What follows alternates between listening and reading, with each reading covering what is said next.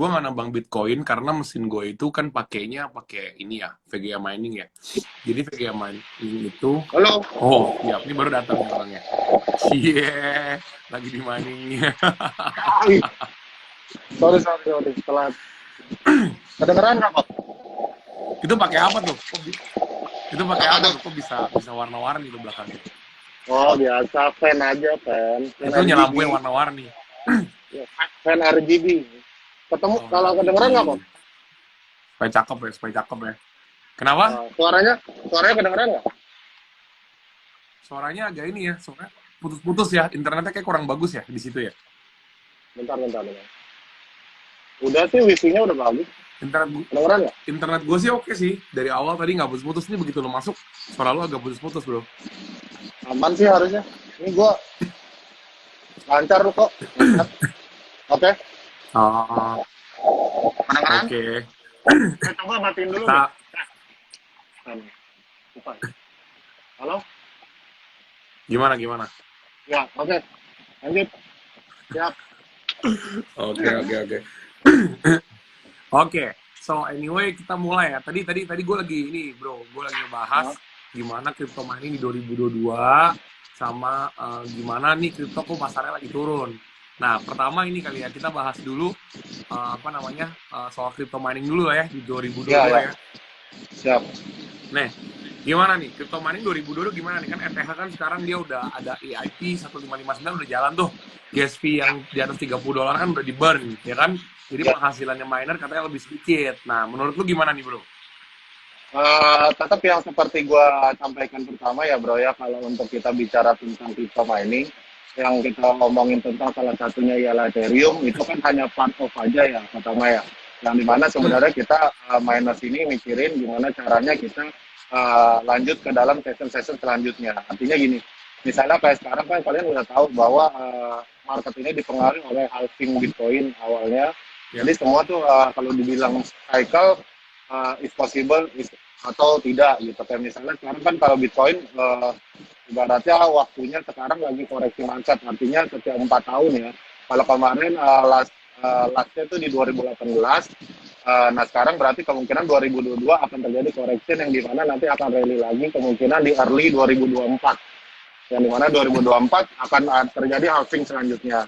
Tapi bedanya kalau untuk 2022 ini dia supportnya lebih kuat. Kenapa? Karena sekarang orang lagi ngejarnya ke arah teknologi metaverse dan NFT. Jadi secara fundamental pertama lebih kuat.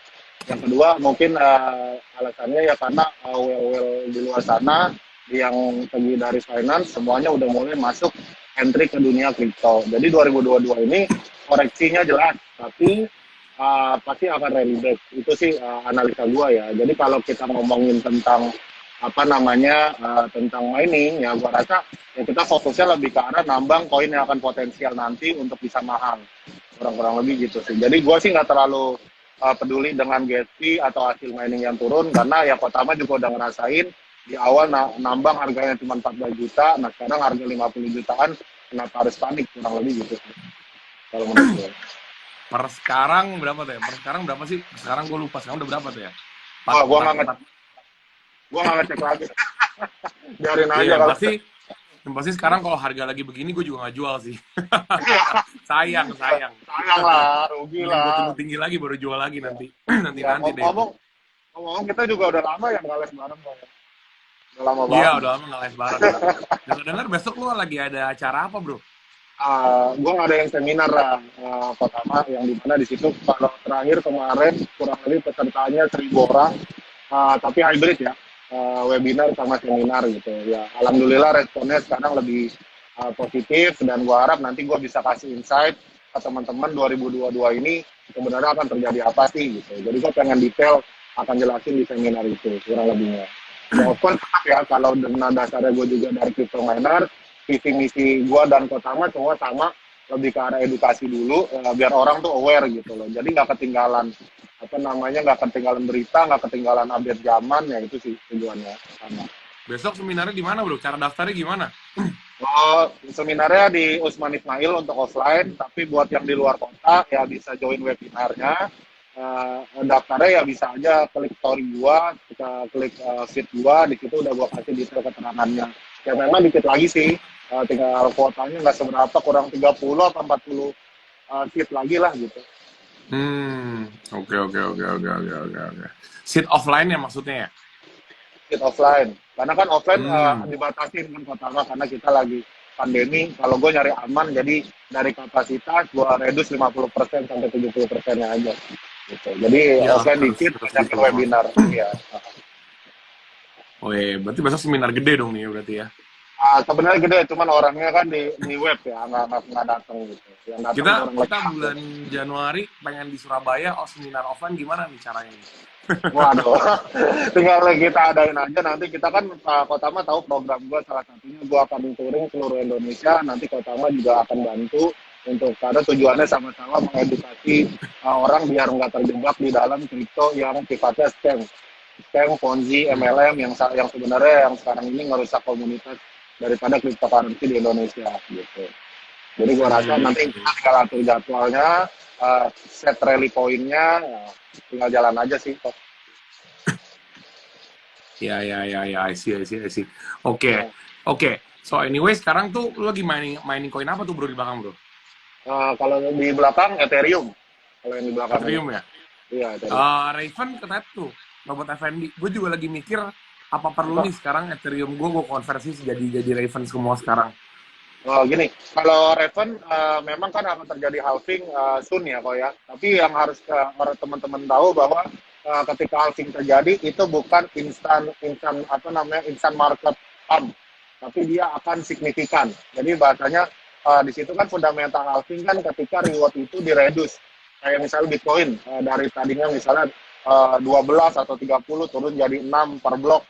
Nah, Raven pun sama dari 10.000 dia turun ke 5.000 turun lagi ke 2,5 per blok rewardnya. Berarti supply yang akan muncul itu pastinya akan lebih berkurang. Otomatis dari tingkat pembelian aja seandainya peminat Raven nggak nambah, harga signifikan pasti naik. Jadi teman-teman jangan berharap instan gitu loh. Tapi kalau untuk Hmm. conversion untuk dapat, artinya dapat instan naik dikit jual, naik dikit jual sih menurut gua nggak worth it ya gitu. Tapi kalau memang mau diversifikasi, itu salah satu opsional juga sih pertama. Yang Hmm. dimana Jadi kemarin standar price-nya sampai di sekarang 1.000 udah bener kan lah ya. ya gue masih mining ETH gitu ya. Iya, berarti benar. Tapi tinggal konversi ke ETH, ETC, konversi ke ETC, konversi ke Raven. Yang dimana sebenarnya kan hal ini sudah kita awareness dari pertama kali kita live kan kok ya. Itu dari situ Iya kita dari udah tahun kasih lalu tahu. betul. Betul. Tapi kan nggak semuanya kan ngikut gitu. Tapi ya is okay, karena kita di sini cuma ngasih tahu insight-nya gitu. Sebenarnya teman-teman Hmm. yang udah mining Raven dari tahun lalu, ya tinggal nunggu hasilnya aja gitu. Karena kan dari halving udah pasti akan ada kenaikan yang signifikan. Walaupun ya nggak Hmm. langsung ya, nggak langsung. Terus kalau ngomongin koin nih, kalau ngomongin Bitcoin dan lain-lain nih sekarang kan market lagi koreksi. Menurut lu nih lagi ada apa nih? Memang natural koreksi atau ada dari sisi lain nih pertimbangannya atau analisa lu nih? Pertimbangannya fundamental yang pertama kenapa koreksi karena yang tadi gua bilang fundamental dari siklus ya kok ya, siklus halving. Jadi siklus halving kan next-nya di 2024. Nah dari situ awalnya kenapa orang itu agak punya fear di 2022 ini. Tapi fear itu kan sekarang beda dengan kita ngomongin Bitcoin 2 tahun yang lalu bahasanya. Kenapa? Ya karena orang sekarang lebih banyak, pertama usernya udah nambah, satu. Yang kedua, ibaratnya secara fundamental orang udah mulai invest di dalam project-project yang sifatnya cryptocurrency. Memang sekarang Bitcoin itu jadi salah satu instrumen yang paling dicari orang. Benar ya, itu kita udah sama-sama setuju. Tapi kan di Ya. sini tim-tim orang yang di luar sana, well di luar sana berpikir bahwa kalau misalnya kita ngomongin Bitcoin, orang akan cenderung untuk menurunkan BTC dominance di crypto market gitu. Jadi orang sebenarnya sekarang yang gimana caranya menglikuidasi Bitcoin tapi nggak terlalu rugi dan dia invest ke project-project lain yang sifatnya lebih fundamental. Yang pertama kita ngomongin kayak contohnya koin Cosmos. Cosmos itu kan sekarang lagi bagus banget karena digadang-gadang jadi internet blockchain gitu loh. Itu salah satunya. Karena mereka udah power up power up di masalah apa namanya, kalau gue bilang dia startnya kayak ke crypto.com, dia udah power up dia pakai koin Cosmos. Kucoin juga dasarnya juga dari koin Cosmos. Nah kayak gitu, itu salah satu yang mau gue spill di webinar nanti gitu. Dan penjelasan detailnya gue akan sampaikan di webinar. Itu contoh ya. Koin Cosmos namanya. Nah, Oh, baru karena dengar lagi gue. karena dia secara algoritma gini, secara algoritma dia support ke arah NFT dan metaverse kok, gitu. Ya, itu secara algoritmanya. Jadi dia cocok gitu loh. Dia ekosistem yang Yap. baru. Dimana kalau Tama tahu bahwa era kita udah lari ke NFT dan metaverse. Dan dimana 2021 kemarin ialah practice year buat orang-orang yang mau develop. Jadi mereka 2021 sih kumpulin data, kayak misalnya Apti keluarin something, Fanbo keluarin something. Nah dari data itu mereka udah tahu nih arahnya mau develop ke arah mana. Karena kan secara games, secara metaverse itu perlu apa namanya analisa yang utuh ya kok ya. Nah, itu untuk mau develop ke arah mananya dulu. Lahannya dulu kah, ke arah misalnya role play-nya dulu kah, atau dia ke arah lebih ke arah investment-nya kah, NFT-nya lah, ya gitu sih kok. Sekarang misalnya kalau misalnya ini gue menarik nih karena lo ngomong metaverse ya. Menurut lo tuh Ya. mining sama lawan lawan NFT untungan mana sih sebenarnya? Kalau bicara sekarang ya kok ya, karena sama aja kita ngomongin crypto mining yang dulu dengan NFT yang sekarang. Jadi sekarang kita belum tahu nih leadingnya ke arah mana tentang NFT, dan sifatnya sekarang NFT masih lebih ke arah judi kok sekarang. Karena kan fundamentalnya belum kuat dan konversinya untuk nanti direalisasikannya di mana gitu. Jadi di sini masih apa ya, orang bilang masih dasar banget, masih too early banget tentang metaverse gitu. Jadi ibaratnya ini memang masih basic banget, jadi orang harus melakukan riset yang berlebih dan memahami tentang proyek yang akan dilakukan. Sekelas Facebook aja, dia ngadain proyek, misalnya kayak contoh, sorry apa namanya lupa gue, kayak proyek Starlight kalau nggak salah, itu aja masih apa ya, masih bias gitu loh, masih sangat bias gitu. Tapi kalau lu komparasi crypto mining dengan NFT, ya sekarang ini lebih menguntungkan di arah developernya sekarang, bukan ke arah usernya kalau menurut gua, karena karya-karya tapi memang udah mulai dijual kok, artinya itu memang dipakai untuk dasar 3D visualnya untuk masuk ke dalam apa namanya blockchain yang akan didevelop di metaverse, kira-kira gitu. Iya. Soalnya gue lihat kan sekarang banyak banget selebgram tuh sama influencers lagi promosiin NFT kan. Cuman gue bingung tuh mereka jual NFT tuh habis itu bikin apa? Udah bikin jual gambarnya doang. Game-nya mana? Ekosistemnya mana gitu kan soalnya. Ya, jadi masih ada aja yang beli gitu tapi kan. Betul. Karena apa, NFT itu diketahui banyak orang. Itu sebenarnya fundamental dasarnya kok. Jadi artis-artis ngeluarin itu sebenarnya instrumen daripada orang yang membuat NFT-nya itu sendiri. Ibaratnya test market lah kok. Test market, tapi ibaratnya fundamental NFT-nya memang belum jelas gitu. Tapi fundamental yang dipakai cuma hanya NFT ini diketahui banyak orang gitu aja. Jadi dijadikan arena ya, kalau kata kasarnya masih kayak judi lah ibaratnya. Oh ini kira-kira naik nggak ya? Ini kira-kira kalau pakai nggak ya? Masih begitu sih, belum ada fundamental teknisnya gitu. Kalau ini dipakai untuk apa gitu, belum jelas. Tapi kalau NFT yang sifatnya collectibles, misalnya kayak Walt Disney atau enggak kayak apa yang kartu-kartu baseball zaman dulu, itu udah ada belum sih sekarang di US? Sebenarnya gini ya, project-project yang punya nama udah mengeluarkan NFT kok, yang dimana tetap ya ibaratnya itu masih sifatnya collectible NFT, yang dimana nanti itu akan jadi rare gitu. Cuman rarity-nya ini basicnya on apa? Ya kan, kalau misalnya kita bicara karya kan, karya ini mau dibuat apa? Itu kan masih konfidensial ya kok ya. Yang memang ibaratnya karya itu dicetak untuk membuat sesuatu yang lebih real dan lebih punya valuasi. Tapi karena misalnya Walt Disney yang ngeluarin, Facebook yang ngeluarin, Binance yang keluarin, orang masih berpikir oh ini akan mahal. Tapi mungkin Binance-nya sendiri masih bingung, ini mau gua taruh di mana, kayak gitu sih kok. Jadi memang belum jelas banget sih, masih bias gitu loh. Tapi memang arahnya sudah ke sana semua gitu. Oke. Soalnya menurut gua kalau sekarang NFT yang mereka pengen bikin ekosistem, menurut gua masih bullshit karena mereka belum ada ekosistemnya gitu ya. Karena mereka cuma jualan NFT dapat duit, mereka yang untung, kita yang deg-degan gitu kan. Nah, kurang lebihnya masih kayak gitu. Benar, tapi kan kalau misalnya kalau NFT yang collectible, let's say Walt Disney keluarin, misalnya dia keluarin kartu Mickey Mouse 1990, dia cuma keluarin 100 biji gitu kan. Nah mungkin suatu hari kan bisa jadi benda langka tuh, itu lebih make sense kan sebenarnya.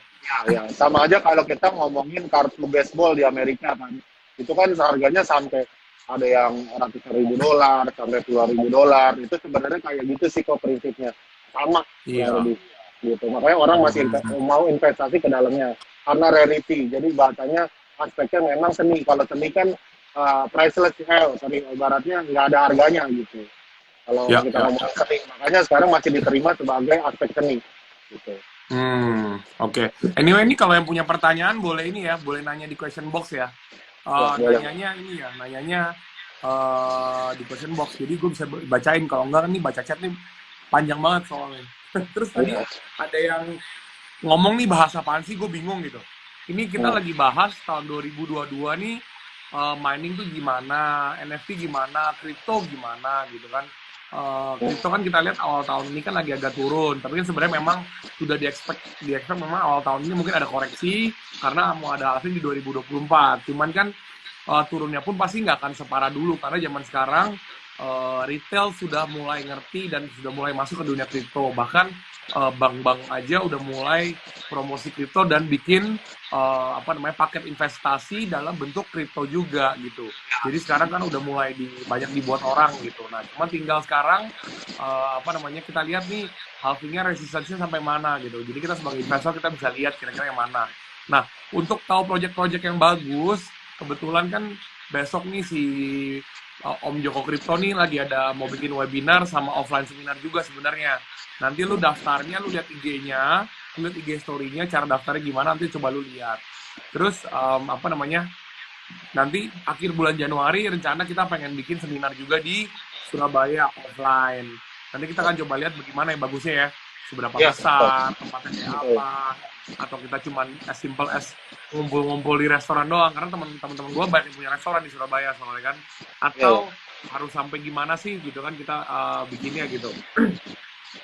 Ini suaranya agak berisik makanya gue teriak-teriak sedikit nih, karena itu suara mesin money kenceng banget.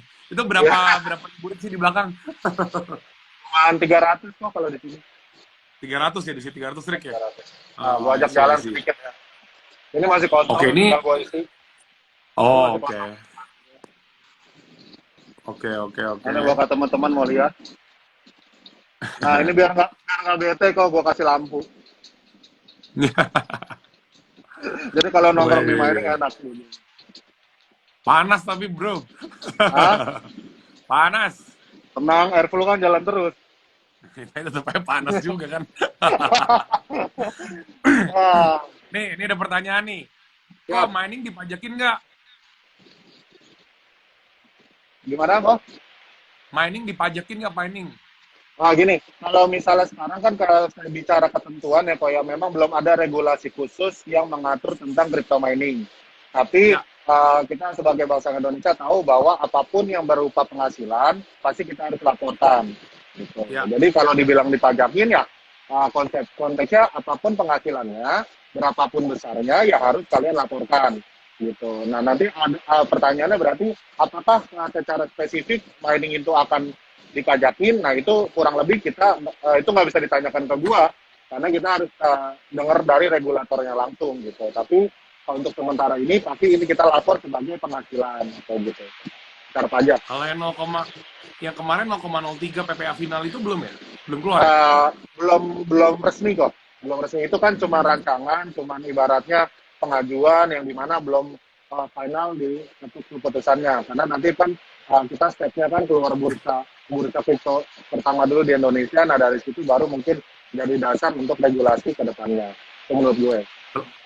Kita kalau mining selama kita tidak mencairkan uangnya kan sebenarnya kita nggak perlu lapor pajak ya, karena kan itu belum jadi penghasilan uang kita ya, benar kan? Ya betul, artinya secara digital kan ibaratnya itu belum kita konversi jadi penghasilan yang sifatnya masih fluktuatif gitu. Kalau misalnya kita tahan tiba-tiba besok asetnya turun sampai 50%, ya nggak mungkin dong kita jadikan dasar yang pertama jadi penghasilan gitu loh. Benar. Nah, jadi kalau kalian masih hold ya memang kan itu belum jadi penghasilan gitu, masih berupa aset digital gitu loh. Ya, yang dimana itu sifatnya masih fluktuatif gitu. Ya, betul, betul, betul. Setuju, setuju, setuju. Ya. Terus, halo, kok ada insight tentang mining Toncoin nggak? Toncoin apa ya Toncoin? Belum pernah dengar gue Toncoin.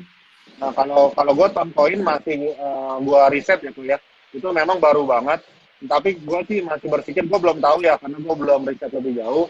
Eh, yang jelas kalau bicara ton itu sekarang ibaratnya kemungkinan masih itu project yang sifatnya bukan proof of work, tapi rewardnya hanya berupa ton.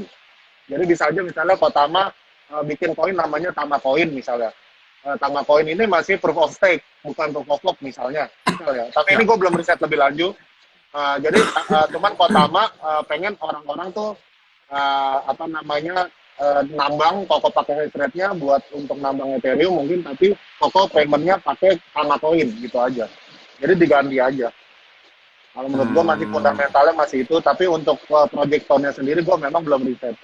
Ada tone, ada hmm. flux, ya itu gue memang belum riset lebih jauh tentang itu. Karena sekarang masih fokus lebih ke arah edukasi ya. Karena banyak banget Ya, permintaan Flux, tentang crypto mining Flux juga sendiri. lagi rame tuh gue dengar-dengar ya. Betul. Tapi kalau kita nggak adukan riset dulu, kalau nanti tiba-tiba jadi ampas kan, percuma kita sebagai crypto miner nge-hold gitu loh. Soalnya kan nyeting Ya, betul. mesinnya ulang kan capek banget, apalagi lu punya rig banyak gitu. Jadi harus Ya, mikir-mikir dulu. ya, ya, ya. Nih ada yang nanya nih, Bang, awal mining itu modalnya berapa ya? Ini ditanya berulang-ulang ya sama semua orang, padahal ada informasinya ini. Terus ya. Gitu. Karena mungkin baru ngikut kali ya. Coba tuh, gimana tuh? Awal mulai Apa? mining modal berapa sih? Aduh, kalau mining gini deh, buat teman-teman sekali lagi gua katakan jangan terpaut dengan banyaknya mining rig dulu. Tapi coba satu VGA aja kalian udah bisa nambang. Gitu aja. Jadi kalian coba kalau untuk belajar ya satu VGA aja dulu gitu. Untuk ngelihat dan bisa ditentukan nanti mau investasi berapa di dalam mining rig-nya. Jadi yang penting teman-teman tahu dulu caranya mining gimana, fundamentalnya kenapa harus gua mining, kenapa gua nggak harus trading, kenapa gua nggak harus staking. Nah itu kan pilihan ya, karena style bisnis orang beda-beda kembali lagi. Jadi untuk teman-teman yang mau invest di crypto mining ya gua harap belajar dulu ilmunya deh, gitu. Cari perbandingan dulu, baru nanti terjun dan tentukan arah investasi. Kalau awalnya kan sama kok sama dengan saya, point of view-nya lebih karena pengusaha konvensional yang udah punya bisnis di luar sana tapi pengen mengembangkan lagi gitu loh, yang ibaratnya Hmm. penghasilannya ya kita nggak usah terlalu pikirin gitu. Itu sih. Ya, ya, ya, ya, ya. Terus kalau kira-kira di 2022, kalau ngembang koin, enakan ngembang koin apa sih? Kalau gue Ada masih pertanyaan itu tetap, juga tuh. nah kalau gue masih tetap di ETC kalau gue masih beli banget di ETC. Karena dia sifatnya Hmm. konsorsium yang dimana sekalinya konsorsium gabung itu ribuan gitu.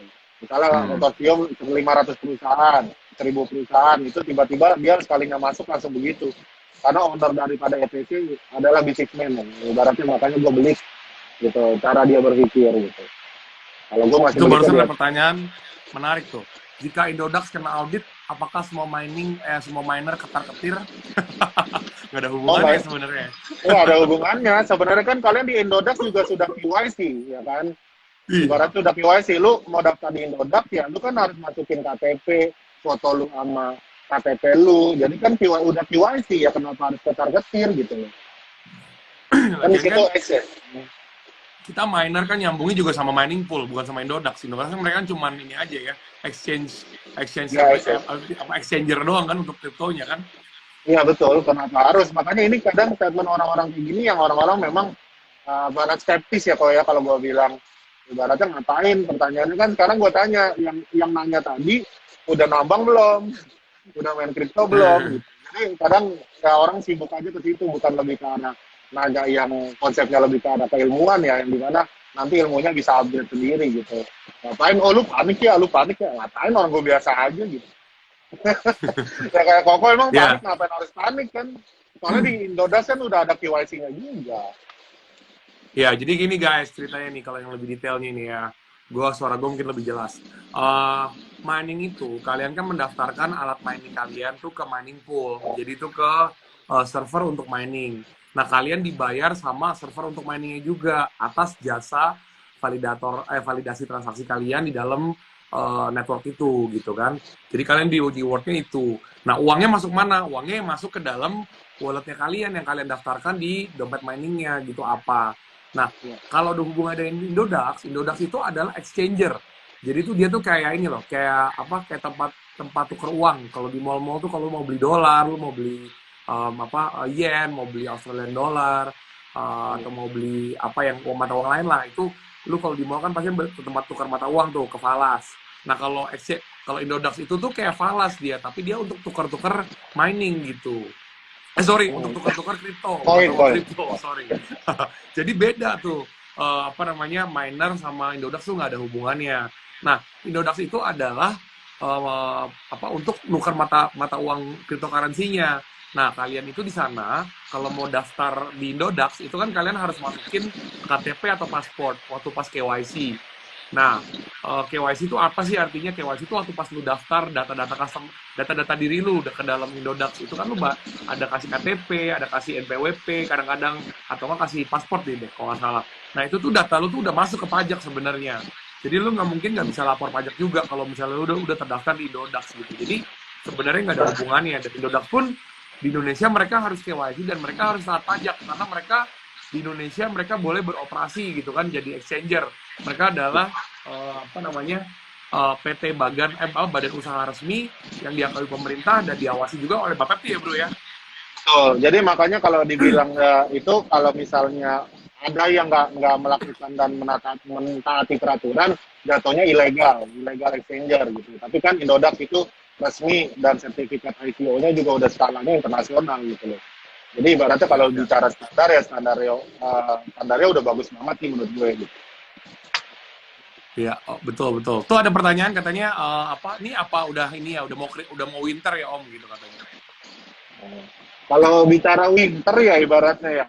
Kalau bicara winter sih gua nggak berpikir ini akan terjadi winter kalau gua ya asumsi gua karena tadi gua bilang semua negara-negara udah sibuk ngeluarin CBDC-nya mereka sendiri, artinya digital currency untuk stable coin-nya mereka. Misalnya anggaplah Nigeria udah launching lagi stable coin-nya. China udah mempersiapkan digital yuan. Panama juga udah mikirin untuk ngeluarin stablecoin sendiri, termasuk negara kita akan ngeluarin digital rupiah. Artinya di sini itu memang skalanya udah di develop secara internasional. Nah sekarang ini yang lagi jadi isu di dunia internasional termasuk di negara kita ialah bagaimana caranya membuat regulasi yang bisa terpantau untuk menghindari money laundry. Kan itu konsepnya itu gitu sebenarnya. Jadi ibaratnya kalau bicara tentang apa sih namanya winter season ya di mana winternya orang sekarang malah mau arahnya ke musim semi gitu. Kalaupun statement winter season itu yang dimaksud kalau gue bilang winter yang dimana koreksinya dalam banget sampai parah. Nah kalau gue sih berpikir nggak akan seperti itu pertama. Kalau gue gitu. Kalau gue malah Hmm. berpikir justru ini respon yang sangat bagus. Cuman kan gini, nggak mungkin market selalu bullish bro. Ada waktu, ada arsitek profit pasti ada. Nggak usah kita ngomong kripto lah. Kita ngomong saham aja ya pasti ada koreksi gitu. Nggak mungkin naik terus karena apa? Semua butuh developer atau vendor atau orang yang punya proyeknya perlu untuk mengembangkan. Nah, dia butuh duit, makanya dia jual dan dia bikin gitu. Itu kan pasti. Dan itu kalau ngomongin developer ya.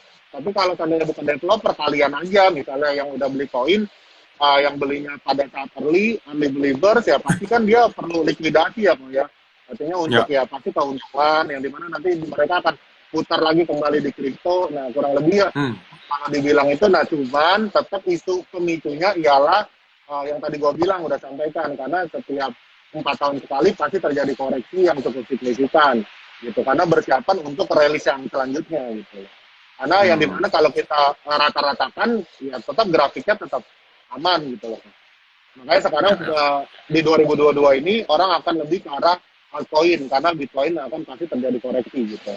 Dan dimana kalian tahu kalau Bitcoin koreksi akan mengkoreksi semua yang sudah project yang berjalan semua gitu. Jadi kalau dibilang alt season ya maybe gitu 2022 ini kita bicara tentang alt season karena semua koin selain Bitcoin ialah altcoin gitu. Jadi kalau gue Ya, bilang ya. pemicunya itu justru semakin BTC tidak mendominasi, gue justru lebih sehat menurut gue secara kompetisi ya.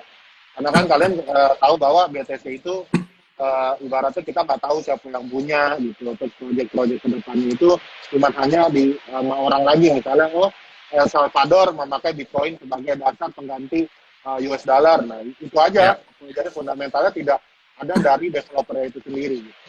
Jadi gue sih Hmm. senang kalau BTC dominan semakin turun kalau gue. Jadi lebih ke outpacing ya. Kalau gue BTC itu. dominance ya. Iya. Nah ini tadi ada pertanyaan nih. Hmm. Kok kalau crypto mining tuh pasti untung nggak sih? Terus nambangnya koin apa aja gitu? Nah, kalau itu ya kembali tadi pertanyaannya mirip-mirip. Kalau nambang ya pasti kalau sekarang ya di koin-koin yang kalau gua ya ETH, Ethereum Classic, Raven Coin, Haven, sama Ergo. Kalau gua sih hanya itu aja yang gua tambah sekarang.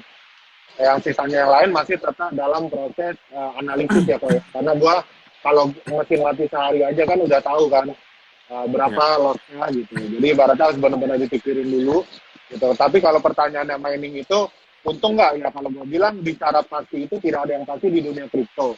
Ini kita bicara risk.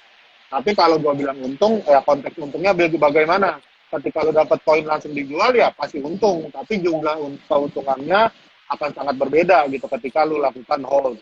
Tapi apakah memungkinkan misalnya anggaplah bayar listriknya nggak nutup dengan miningnya possible, everything possible gitu karena gue pernah ngerasain ini dan gue bayar listrik gue bayangin dari 2018 sampai 2020 itu tidak ada tuan sama sekali tapi dari situlah yang bikin gue jadi kayak sekarang gitu loh. Jadi karena kita prinsipnya hold investasi gitu jadi gue merasa itu bukan kerugian gitu. Kalau itu gue merasanya masih seperti itu. Ya, betul, betul, betul. Gue sendiri pribadi kan, kalau gue share sedikit ya ke yang nonton hari ini ya. Gue kan mulai mining di 2021 awal ya. Jadi waktu itu ketika kripto itu kemarin tuh sampai 20 juta lah waktu itu kalau nggak salah. Itu hasilnya jelek, tapi memang akhirnya gue hold dan gue dapet lumayan banyak di situ. Ketika 60 juta kemarin gue jual lumayan banyak. Memang sih gue nggak berhasil loh. Gue nggak berhasil jual di 60 juta semua ya. Gue memang ada jual di 40-an juga ada jual, 50-an juga gue ada jual juga gitu. Kalau gue bisa jual di 60-an semua sih enak enak banget, cuma siapa yang tahu gitu kan. Balik lagi seperti itu. Dan sebenarnya sih kalau kita lihat ya, dengan harga rig terus dengan apa pemasukan sebenarnya not bad. Kalau misalnya gue pernah ngalamin paling kecil-kecilnya return gue itu adalah 3 sampai 4% satu bulan ya. Berarti sebenarnya kalau lu rata-ratain ya, sebenarnya masih untung di crypto mining ketimbang lu taruh uang lu di bank. Nah makanya karena konsep ini, jadi gue berasa mining itu jangan pakai uang yang terlalu uang panas. Jadi kalau lu ada punya bisnis yang harus muter, lu harus bayar gaji untuk karyawan lu jangan pakai uang itu untuk crypto mining karena kan ini kan bisnis baru yang masih belum terlalu ini juga belum terlalu stabil. Cuman sekarang makin lama karena makin stabil jadi makin banyak orang mulai masuk jadi makin terkenal kan. Nah kalau Ya, gue pakai dana nganggur gue untuk jalanin crypto mining gitu. Jadi gue nggak terbeban dari usaha gue yang utama gitu. Dan kalau gue bandingin dengan masukin ke bank 1 tahun berapa? 4%, 5% paling setelah potong pajak gitu ya. Kalau di crypto mining 1 bulan 3% sampai 4% 1 bulan. Lu di bank dapatnya 1 tahun gitu. Jadi kan perbandingannya jauh banget ya kalau menurut gue. ya, ya Cuman makanya memang lu asum harus eh, dalam investasi gitu ya. Jadi betul betul. paling jeleknya gue adalah 3-4%. Jadi kemarin juga gue pernah ngalamin yang sampai 10%, 12%, bahkan kemarin itu mining tahap awal gue itu mesin-mesin gue yang pertama itu 6-7 bulan gue udah balik modal.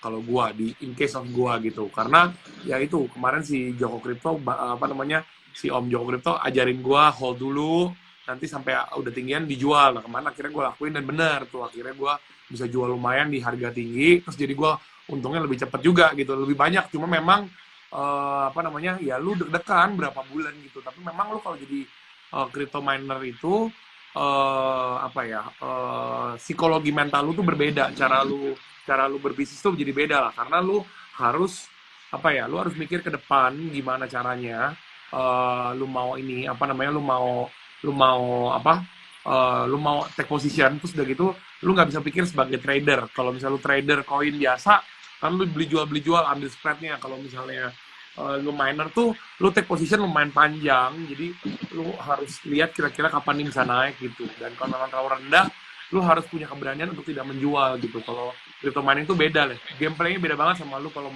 jadi trader biasa gitu. Betul. Jadi ibaratnya kalau kita ambil langsung, kalau kita nggak pakai uang uang dingin ya kok ya, sama aja kayak toko misalnya mengambil uang bank untuk bikin deposito, kan nggak masuk akal, contohnya gitu. Ya. Jadi kalau misalnya kita mau berbisnis ya ibaratnya tetap aja kita usahakan jangan ada uang yang punya bisa beranak atau sesuatu yang mirip-mirip kayak gitu, karena di situ dari mental lu aja udah pasti beda gitu.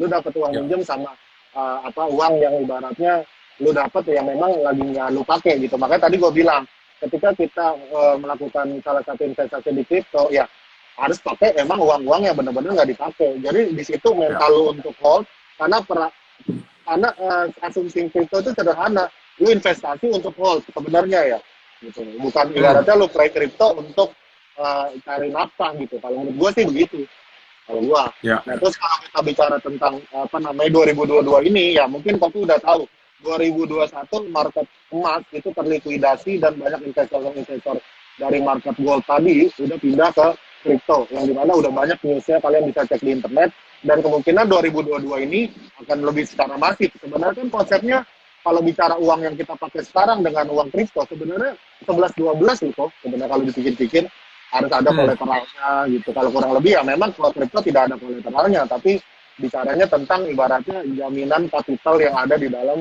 apa sih namanya di dalam proyeknya gitu loh. Cuman hanya beda bentuk aja gitu. Yang dimana arahnya mungkin Bitcoin itu bisa jadi kolateral seperti emas, ya itu possible gitu loh. Possible juga gitu. Jadi kita belum tahu nih karena kan ibaratnya secara bank sentral juga kan membuat kebijakan tentang kripto, tapi gue lihat sih concernnya lebih ke arah stablecoin ya. Kalau itu pun rapat itu akan terjadi di November 2022 ini. Yang mana kita nggak tahu yang akan diregulasi dalam bentuk apa. Apakah stablecoinnya atau bagaimana. Jadi kemungkinan sih stablecoinnya.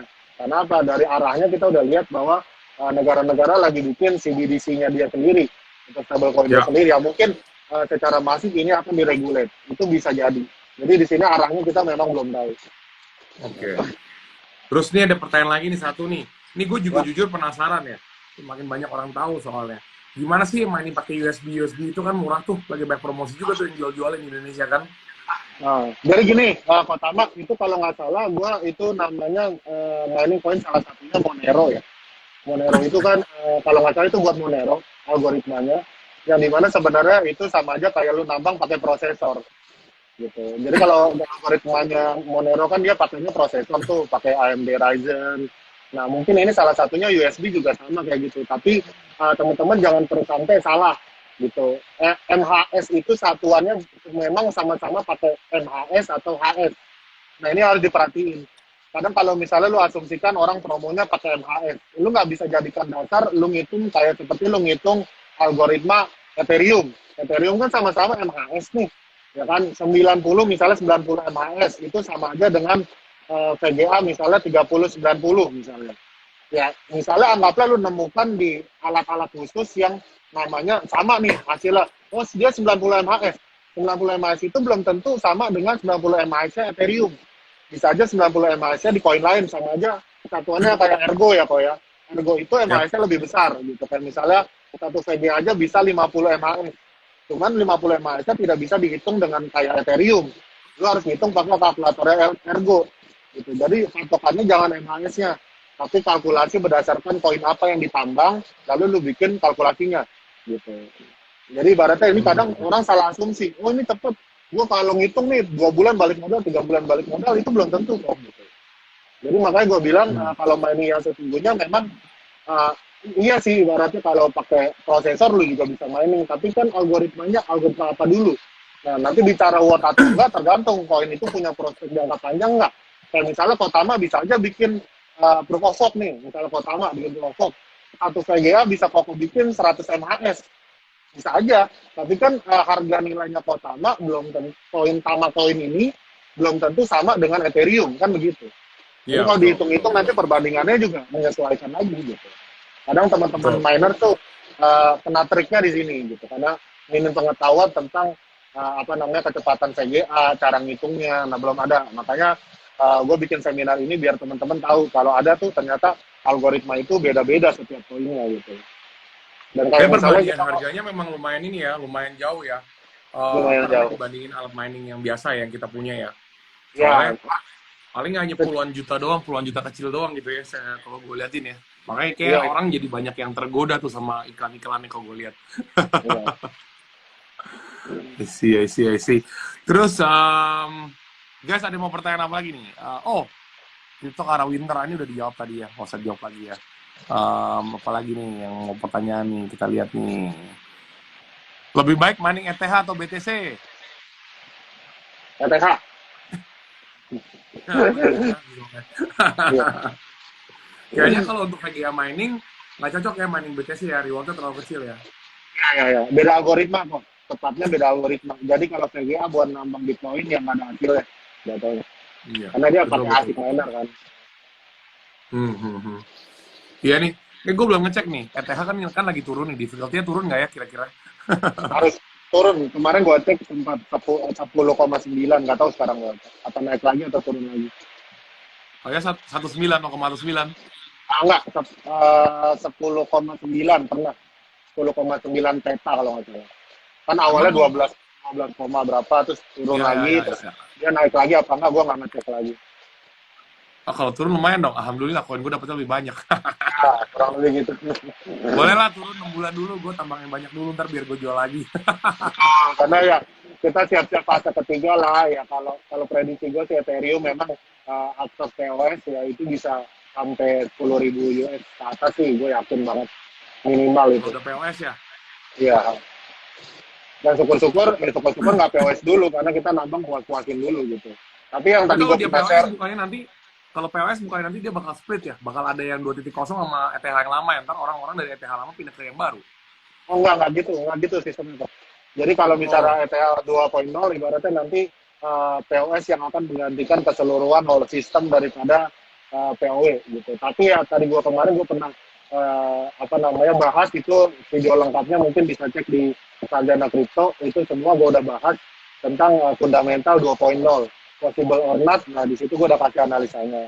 Dan memang Vitalik keluarin statement juga ibaratnya ini misalnya pekerjaan POS itu baru 50%.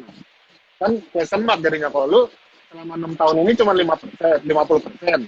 Berarti ibaratnya lu mau realisasinya masih text time dong gitu. Pikiran gua ya. gitu.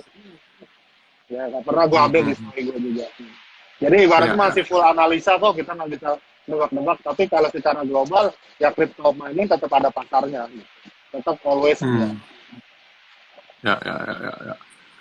Ini banyak banget pertanyaan soal nanya pakai VG apa, pakai VG apa. Gue nggak usah jawab ya, karena itu menurut gue udah sering banget dibahas. Dan kalau lu mau tahu detailnya juga, mungkin lu bisa join seminarnya Joko Crypto besok tuh. Atau enggak nanti mungkin seminar offline-nya gue sama Joko Crypto di Surabaya akhir bulan Januari gitu ya. Karena sebenarnya kalau lu mau rajin cari, di konten gue udah banyak, di kontennya Joko Crypto juga udah banyak. Jadi lu harus rajin sendiri kalau mau cari gitu ya. Biar Oh, nggak terlalu males kalian ya. ya, biar pertanyaannya upgrade gitu loh. Soalnya kita Iya, udah pernah betul. sampaikan di live-nya Tama, di live-nya gua, itu Iya, semua kita kadang-kadang udah spill. betul nih yang maksudnya kadang-kadang juga mau tahu informasi tapi nggak mau rajin nyari gitu ya, padahal semua udah ada gitu ya. Jadi Ya itulah. kita jawab pertanyaan itu tuh udah kayak 1.000 kali berulang-ulang terus gitu. Capek banget kayaknya. Anyway, besok seminarnya jam berapa bro? Startnya kalau nggak salah jam 11 gitu. Kemungkinan sampai jam 5. Jadi gua mau cek panjang lebar nanti bareng Gila, Pak Ustadz ngapain aja tuh? kawan. 11 sampai jam apa itu dong? Apa namanya schedule-nya ngapain aja di spill dong, spill. Banyak banget ya kalau kita bahas tentang NFT, kita bahas tentang metaverse, kita bahas tentang ibaratnya koin-koin yang potensial, kita akan bahas juga tentang apa namanya metaverse itu bakal kayak apa sih, NFT itu bakal kayak apa sih, itu situasi 2022 ini sampai 2024 tuh bakal kayak apa sih. Jadi kita hanya pastinya tetap ya kalau disclaimer itu insight, gitu karena kita juga udah lakuin riset ini yang cukup panjang. Terus kita juga bakal kasih tahu nanti kenapa sih NFT ini bakalan jadi pionir, Metaverse juga bakal jadi pionir yang baru secara produk. Dan orang tuh kadang sampai sekarang aja ya kok ya, orang masih masih ada loh yang tanya kripto itu apa gitu. Jadi tetap gue akan berusaha menjelaskan tapi secara singkat dan jelas tentang gimana caranya apa namanya ngomong tentang kripto, pemahamannya gue akan jelasin juga dari awal sampai di situ. Gue karena banyak juga yang ketinggalan di seminar gue yang pertama, jadi gue akan bahas lagi cara mining juga, gue akan ulang lagi gitu. Jadi semuanya gue akan coba sampaikan dengan singkat, padat, dan jelas.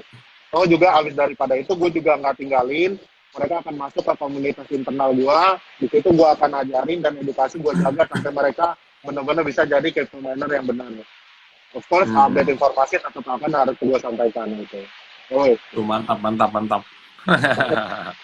Tuh guys, kalau lo orang mau tahu tentang hal-hal kripto di dunia yang baru ini nih 2022, metaverse, NFT, terus crypto mining juga, terus beberapa koin-koin yang lagi hot-hot nih, yang lagi apa namanya baru pada launching, ada opportunity apa, mungkin bisa join sama seminarnya Bro Joko Crypto besok ya. ya. Em, Nanti detailnya mungkin bisa lihat di IG story-nya Joko Crypto, bisa nanya-nanya tuh. Nanti bisa dijawab-jawabin besok seminarnya jam 11 sampai jam 5. Jadi kayaknya lu bisa join besok gitu. Tuh ada Ya. Evon tuh. Halo Evon. Halo kok. Oke, kalau gitu karena ini weekend, gua nggak mau ganggu lagi lebih lama lagi. Nah, Jadi nanti makasih kalau juga. misalnya lo masih penasaran, lu bisa langsung pergi ke IG-nya Joko Crypto, lu bisa follow dulu dari sekarang, follow dulu. Nanti kalau misalnya lu udah apa namanya, udah jadi followernya, lu bisa dapat informasi insight banyak tentang crypto mining dan juga apa namanya bisa dapat edukasi update lah. Mostly tiap hari kayaknya ada info update ya di IG-nya Joko Crypto gitu guys. Oke, Oke. Oke. so gue cabut juga, terus Om Jo Crypto juga cabut tuh kayak lagi sibuk tuh dia lagi sibuk rebahan di sana. Oke, Kak Tama, makasih banyak waktunya udah undang gua di live-nya. Kita tuh akan bikin seminar juga sama Kotama, jadi teman-teman Ya, itu pasti akan lebih banyak insight lagi yang akan gue buka sama Kotama. Jadi kalian ya. tunggu aja, pantengin IG gue sama Kotama terus. Dan nanti kita akan bahas sesuatu yang lebih kompleks lagi. Jadi ilmu kalian bisa upgrade. Oke, makasih Oke. Kotama ya.